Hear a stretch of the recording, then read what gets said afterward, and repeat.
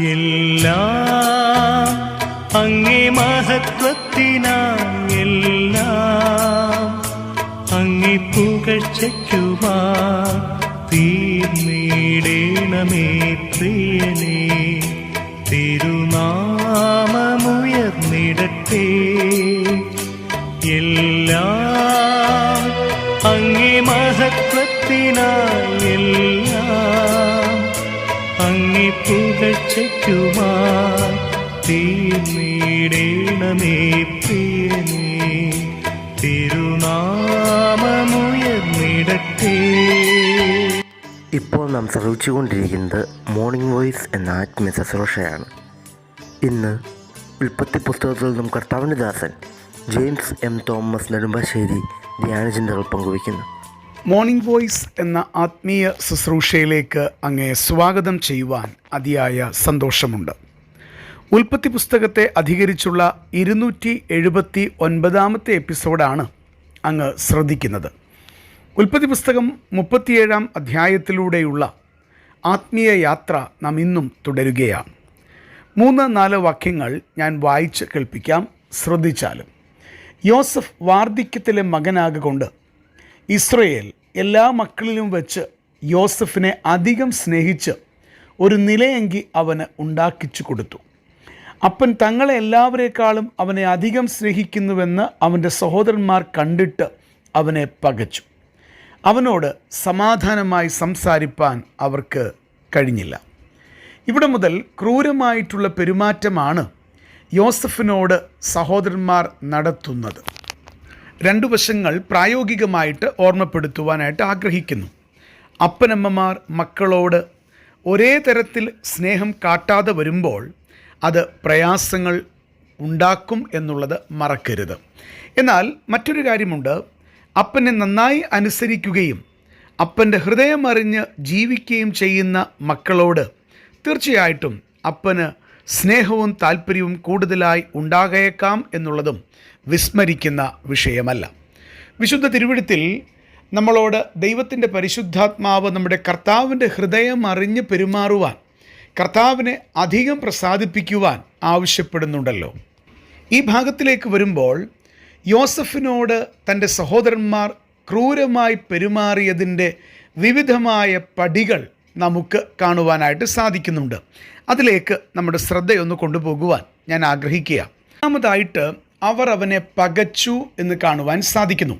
ഉൽപ്പത്തി പുസ്തകം 37 അധ്യായം അതിൻ്റെ 4 വാക്യത്തിൽ നാം വായിക്കുന്നു, അപ്പൻ തങ്ങളെ എല്ലാവരേക്കാളും അവനെ അധികം സ്നേഹിക്കുന്നു എന്ന് യോസഫിൻ്റെ സഹോദരന്മാർ കണ്ടിട്ട് യോസഫിനെ പകച്ചു എന്നുള്ളതാണ് നമുക്കിവിടെ വായിക്കുവാൻ കഴിയുന്നത്. അപ്പോൾ അവർക്ക് ക്രൂരമായ പെരുമാറ്റത്തിൻ്റെ ഒന്നാമത്തെ പടിയായിട്ട് അവർ യോസഫിനെ പകയ്ക്കുന്ന കാഴ്ച കാണുവാൻ കഴിയുന്നു. വാസ്തവത്തിൽ യാതൊരു അന്യായവും യോസഫ് അവരോട് ചെയ്തില്ല. എന്നാൽ അവരുടെ പാപങ്ങൾക്ക് കൂട്ടുകൂടാത്തത്, അവരെക്കുറിച്ചുള്ള ദുശ്രുതി, അവരെക്കുറിച്ച് കേൾക്കുന്ന ദുശ്രുതി അപ്പനോട് അറിയിച്ചത് അവർക്ക് ഉൾക്കൊള്ളുവാൻ കഴിയുന്ന വിഷയമായിരുന്നില്ല. യോസഫ് അവരിൽ ഒരാളായി തീർന്ന് അവരുടെ പാപങ്ങൾക്ക് കുടപിടിക്കുവാൻ തയ്യാറാകുമായിരുന്നെങ്കിൽ അവർക്ക് അവനോട് പക ഉണ്ടാകുമായിരുന്നില്ല. എന്നാൽ ഒരു ദൈവ പൈതലിനെ സംബന്ധിച്ച് തൻ്റെ ജീവൻ നഷ്ടപ്പെട്ടാലും ദൈവഹിതത്തിന് വിരുദ്ധമായത് പ്രവർത്തിപ്പാൻ കഴിയുകയില്ല എന്നുള്ള സത്യം നമുക്ക് ഇവിടെ നിന്ന് മനസ്സിലാക്കുവാനായിട്ട് കഴിയുന്നുണ്ട്. ഗലാത്യ ലേഖനം 5 അധ്യായം 19-20 വാക്യങ്ങളിലേക്ക് വരുമ്പോൾ ജഡത്തിൻ്റെ പ്രവൃത്തികളോട് ബന്ധപ്പെട്ട് നമുക്ക് പക കാണുവാനായിട്ട് സാധിക്കുന്നുണ്ട്. അത് വാസ്തവത്തിൽ ദൈവത്തിൻ്റെ പരിശുദ്ധാത്മാവിനാൽ നിയന്ത്രിക്കപ്പെടുന്ന ഒരാളുടെ സ്വഭാവമല്ല. മറിച്ച് കർത്താവിൻ്റെ ആത്മാവിന് വിധേയപ്പെടാതെ നിൽക്കുമ്പോഴാണ് ഒരു വിശ്വാസിയിൽ പകയുണ്ടാകുന്നത്.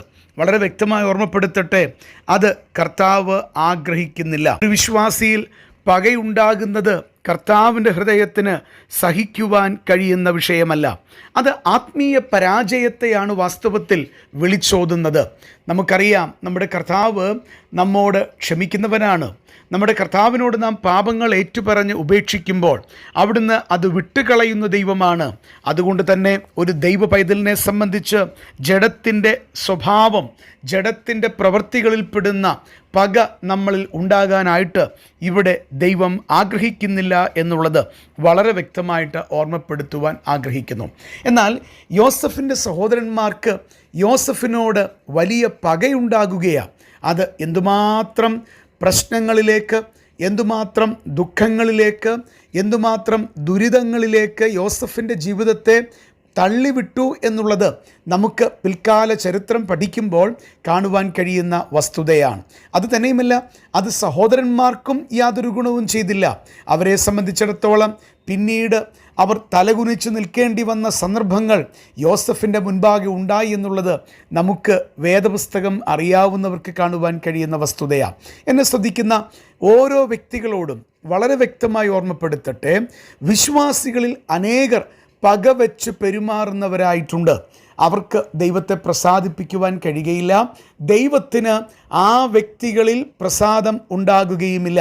കാരണം എന്താണെന്നറിയാമോ? പകവെച്ച് പെരുമാറുന്നത് ദൈവികമല്ല, അത് പൈശാചികമായിട്ടുള്ള വിഷയമാണ്. നമ്മുടെ ജീവിതത്തിൽ പലരും നമ്മളെ പ്രയാസപ്പെടുത്തിയെന്ന് വരാം. ഒരുപക്ഷെ നാം മനസ്സറിയാത്ത കാര്യങ്ങൾക്ക് നാം വില കൊടുക്കേണ്ടി വന്നേക്കാം. എന്നാലും ക്ഷമിക്കുവാനും വഹിക്കുവാനും പൊറുക്കുവാനുമാണ് സ്വർഗത്തിലെ ദൈവം നമ്മോട് ആവശ്യപ്പെടുന്നത്.